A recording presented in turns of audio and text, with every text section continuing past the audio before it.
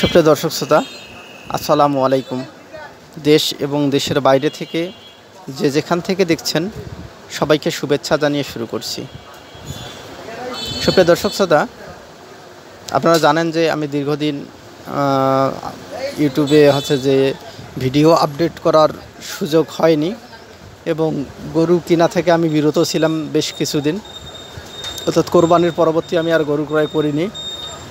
তো সুপ্রিয় দর্শক শ্রোতা, এরপরে গত পরশুদিন অর্থাৎ গত শুক্রবার এই গাভী এবং বাচ্চাটি ক্রয় করা হয় এবং কত টাকায় ক্রয় করলাম এবং কি দেখে ক্রয় করলাম বিস্তারিত আপনাদের সঙ্গে শেয়ার করার চেষ্টা করব। অবশ্যই আপনারা সম্পূর্ণ ভিডিওটা দেখবেন। তো প্রথমেই আসি যে এই বাচ্চাটি, গাভীটির যে বাচ্চাটি আপনারা দেখতে পাচ্ছেন, মাশাআল্লাহ অনেক সুন্দর।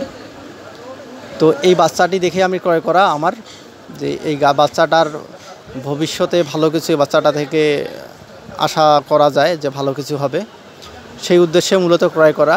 আর আপনারা জানেন যে আমি মূলত 3 মাসের প্রজেক্ট করে থাকি, যে গরু মোটা তাজা করি। তো হাটে যাওয়ার পরে এই গাভী এবং বাচ্চাটি দেখে আমার ভালো লাগে যে এখান থেকে ভালো কিছু হবে ইনশাল্লাহ।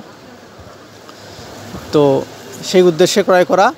তো গাভীটি আপনারা দেখতে পাচ্ছেন, গাভীটি মূলত একটা ক্রোস জাতের। আর যে ভাই এই গরুটিকে পালন করেছিল, মূলত তিনি ভালো মানের দানাদার খাবার বা ভালো মানের খাবার প্রোভাইড না করার কারণে গরুটিকে হাড্ডিসার গরুতে রূপান্তর করে ফেলছেন। গরুটার আপনারা দেখতে পাচ্ছেন যে গরুটার কী একটা অবস্থা। তো এই গরুটার শরীরে যেমন যে মাংস নেই, তেমনই তদ্রূপ যে দুধ তুলনামূলক অনেক কমে গেছে, দুধের পরিমাণও অনেক কম। সুতরাং আমি দুধ দহন করছি না, যতটুকু দুধ আছে এই বাচ্চাটাই যে খাবে, যাতে বাচ্চাটাই অল্প সময়ের মধ্যে বাচ্চাটি একটা ভালো রেজাল্ট চলে আসে, সেই উদ্দেশ্যে আমি দুধ দহন করব না।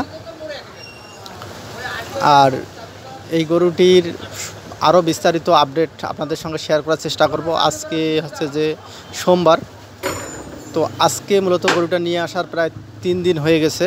তো আজকে এই গরুটাকে আমি কৃমিনাশক করব এবং আগামী কালকে থেকে দেখা যাবে যে আমি তাকে লিভার টনিক এবং জিঙ্ক খাওয়াবো 5 দিন করে।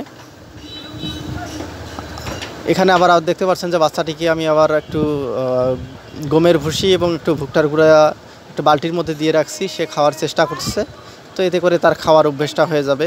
আর যেখানে বিষয়টা যে গরুটি যত টাকায় ক্রয় করলাম, তো এই গরুটি আমি ক্রয় করি 82,000 টাকায় এবং বাসা নিয়ে আসার পর্যন্ত প্রায় যে 83,500 টাকার মতো পড়ে যায় সব মিলে।